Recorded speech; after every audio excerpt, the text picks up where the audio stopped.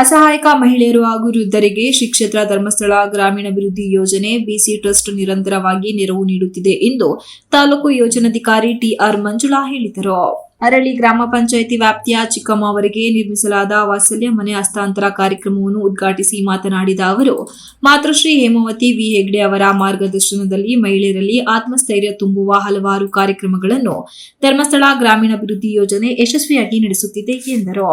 ಈ ನಿಟ್ಟಿನಲ್ಲಿ ವಾತ್ಸಲ್ಯ ಮನೆ ನಿರ್ಮಾಣ ಯೋಜನೆ ಪ್ರಮುಖ ಪಾತ್ರ ವಹಿಸಿದೆ ಎಂದು ತಿಳಿಸಿದರು. ದುಡಿಯುವ ಶಕ್ತಿ ಇಲ್ಲದ ಚಿಕ್ಕಮ್ಮ ಅವರು ಸರ್ಕಾರದಿಂದ ದೊರೆಯುವ ತಿಂಗಳಿಗೆ 800 ರು ವೃದ್ಧಾಪ್ಯ ವೇತನದ ಮೇಲೆ ಅವಲಂಬಿತರಾಗಿದ್ದರು. ಈ ಪರಿಸ್ಥಿತಿಯನ್ನು ಮನಗಂಡು ಶ್ರೀ ಕ್ಷೇತ್ರ ಧರ್ಮಸ್ಥಳ ಗ್ರಾಮೀಣಾಭಿವೃದ್ಧಿ ಯೋಜನೆ ಬಿಸಿ ಟ್ರಸ್ಟ್ ಬೇಲೂರು ವತಿಯಿಂದ ತಿಂಗಳಿಗೆ 1000 ರು ಮಾಸಾಸನ ನೀಡುವ ವ್ಯವಸ್ಥೆ ಮಾಡಲಾಗಿದೆ ಎಂದರು.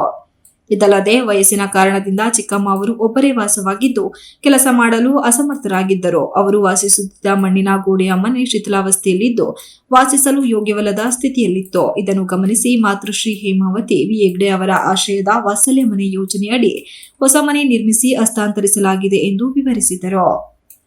ಇದರಿಂದ ಚಿಕ್ಕಮ್ಮ ಅವರು ತಮ್ಮ ಜೀವನದ ಕೊನೆಯ ದಿನಗಳನ್ನು ಮಳೆ, ಗಾಳಿ, ಬಿಸಿಲಿನ ಭಯವಿಲ್ಲದೆ ಸುರಕ್ಷಿತವಾಗಿ ಹಾಗೂ ನೆಮ್ಮದಿಯಿಂದ ತಮ್ಮ ಪುಟ್ಟ ಮನೆಯಲ್ಲಿ ಕಳೆಯಲು ಸಾಧ್ಯವಾಗಿದೆ ಎಂದು ಅವರು ಹೇಳಿದರು.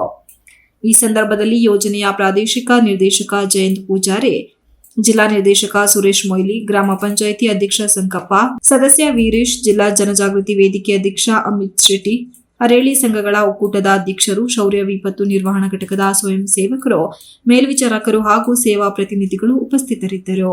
Ganesh, TV 46 news Kannada, Belur. You are watching TV 46 News Kannada.